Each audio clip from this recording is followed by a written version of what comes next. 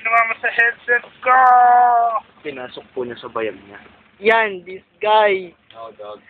Kinahasa niya ang kawawang headset ko. 4 years. 4 years old pa lang yun. Gano'n pala yun? Oo. Gusto sa patos mo. Ganun ka high-tech ako. Dito Good day for High-tech po ang tawag doon. Sinira, nagkita. Sino sa kumakatak na to?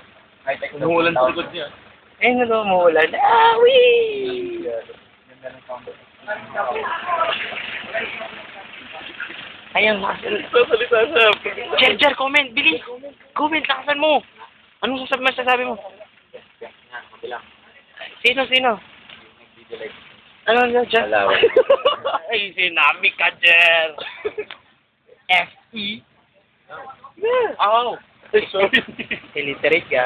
Tada! Ito ang pangalan ng building na to. Daya to. Naku!